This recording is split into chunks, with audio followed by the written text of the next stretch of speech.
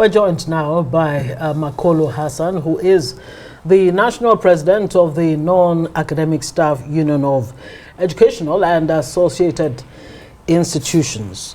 Thank you so much for joining us. Thanks on for having News me. Night. Yeah. It's quite troubling that we're hearing again of a planned strike. You're giving the federal government 1 week ultimatum. Why do you have to resort to a strike? Especially as NANS, the Association of Nigerian Students, are saying, please don't, perish the idea because it will affect, the education system. Yes, thank you very much, and with every due respect to our students, because we are as well parents. I have my own children currently studying in higher institutions. And the issue on ground all was embedded in agreement with values signed with the government. At a time we sign what they call memorandum of understanding, yet there will be no understanding. At another time, they'll tell you memorandum of action, yet no action. The last we signed, which is a summary of all the struggle, was signed on August 20th, 2023. And we were given all the hopes, because prior to that agreement, we were all the time meeting with the Honorable Minister of Labor. But at the time, the Labor Ministry said we should go to our own direct employer, which is Ministry of Education.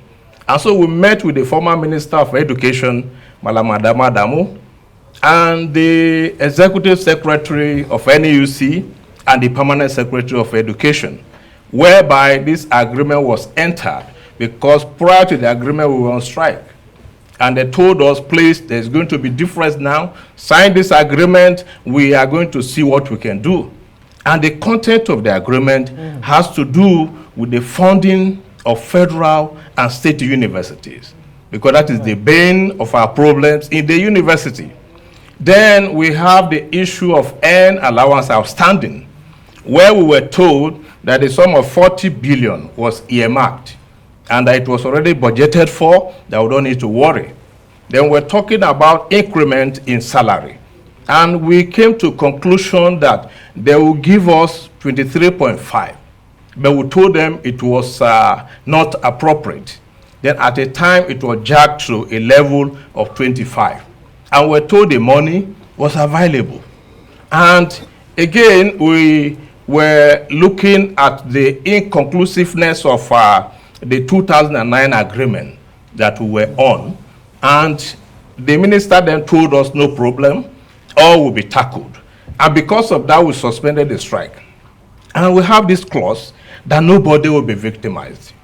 In the past, once you have that clause, everybody will be paid. At the time, there was an announcement that no work, no pay. We were set aback because we follow all the due process for going on strike before we went. So those period was enough for the government to call us and say, come, what is on ground? Nobody called us until we went on strike. And when they say no work, no pay, we were still following up until the current administration said there was a waiver. I was okay, that is okay. Then we were waiting. Then we met with the current Minister of Education in November last year, 2023, and he told us with the Minister of State that there was no cause for alarm, that they are going to pay everybody in the university system. So now, when we came about 4 weeks ago, we had a hint that there was a memo from the presidency directing for the payment for one of the unions out of 4. What we did was to write a protest letter to the Chief of Staff, to the President, and to the Minister of Education. One expect that letter was written on the 13th of February. We expect that between that time and now, somebody would have been able to speak to us. Don't worry, we have given directive. Or don't worry, the money is in process. Nothing is happening. So you think? Right. Do you think someone is reneging on the promise given to you far back 2022, well, and even just for last year for you to have suspended your action? Yes, we felt that there are some persons who personally are having like a classical attitude towards the issues affecting the non-academic staff in the university. Are these people within your ranks or in government? In government. In government, because if there was a pronouncement credited to the President of the Federal Republic, and you are going to solve that problem, you write just one single memo, pay the university workers the money as approved by the President. It solves the problem. You don't single out one union and say pay one. Who do you think has singled out a union?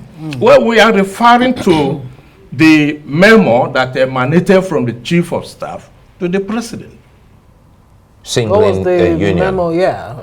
What exactly was the memo about? Did it clearly state that a particular arm of the university, I mean, in this case, ASU, right, ASU, Academic Staff Union of Universities, who have over time gone on strike, I mean, for the 18th time, they have been paid. But SANU and NASU, and even that. Yeah, you seem to be saying that you are being disdained.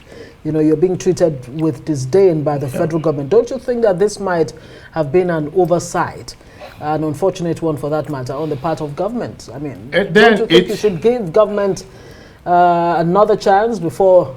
Very well, my sister, it will be a costly oversight because we have members. And all along, you know the orientation of our people. Before you know, government has spoken to them. Government has given them something, and what have you. And if there is an oversight, and we have written since on the 13th till now, nothing is done, do we consider that to be an oversight?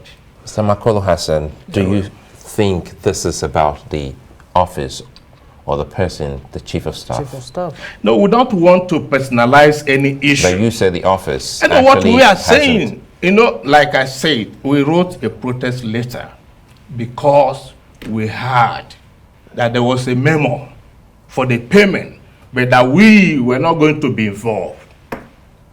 So we have to... Did you see the memo? No, I did not see it. So but it worked out the way we learned.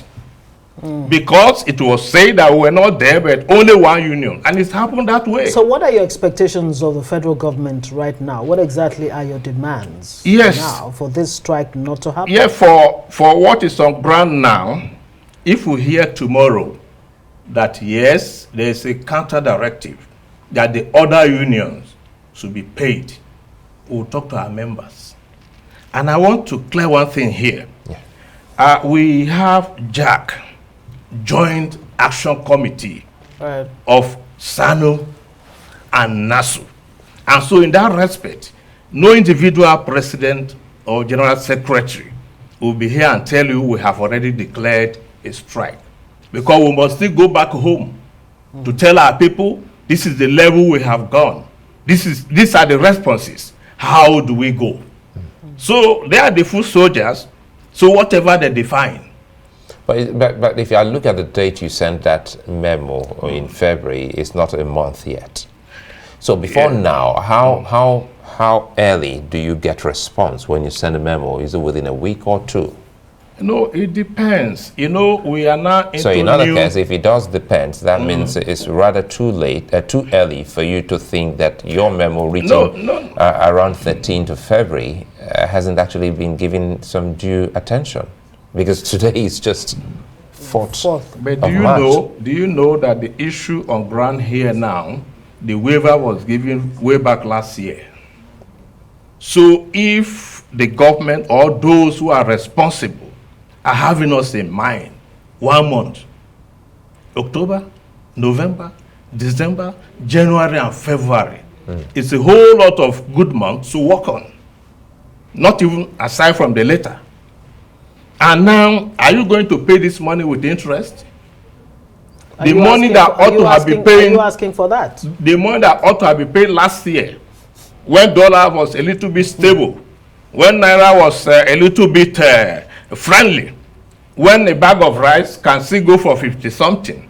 Today it's about 70 something. And you are still not paying us. You want us to cry before you pay us. Are you asking for interest?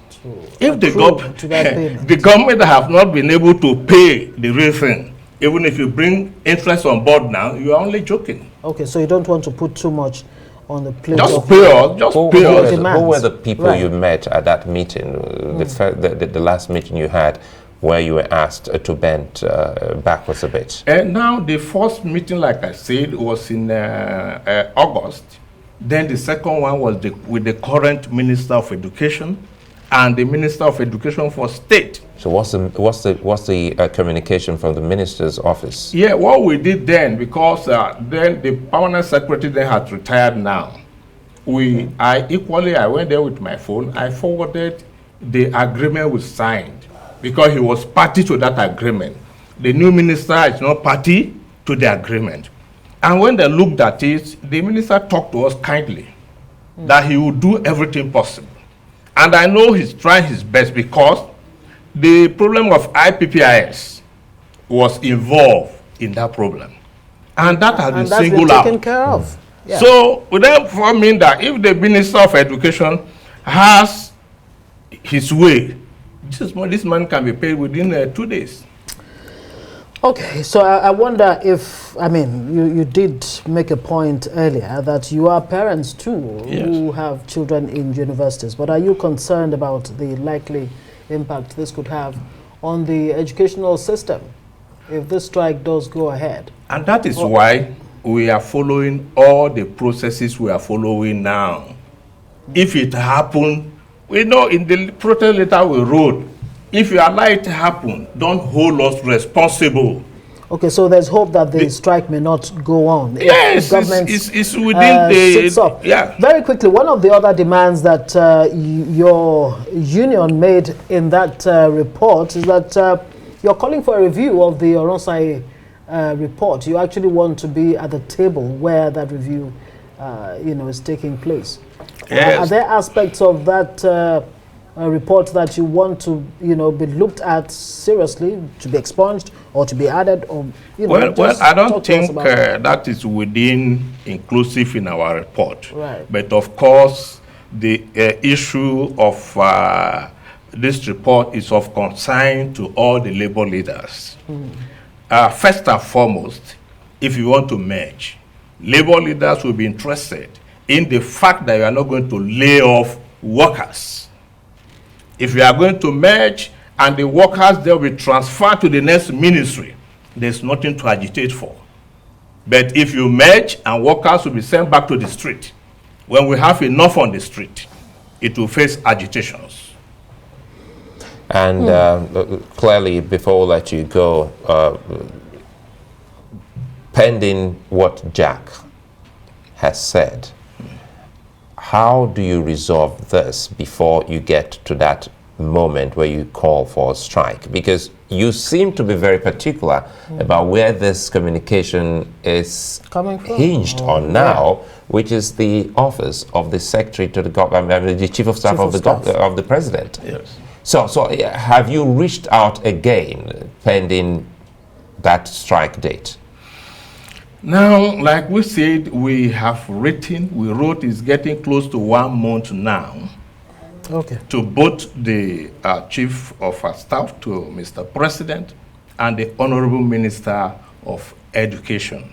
Courtesy demands that because we have the interests of the education sector at heart, a letter of that magnitude with that kind of seriousness should be attended to whoever is receiving it and to take it to the attention of the people involved who do the needful.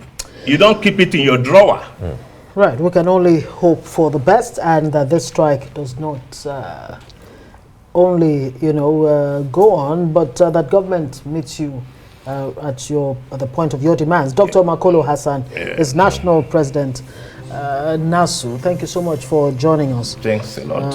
Well, thank you for your time, and we're truly, and you would really do hope that this is the time that the urgency of now, of the moment, irrespective of individual and officers, people must act and act pretty fast and see how we can actually push things forward for our nation.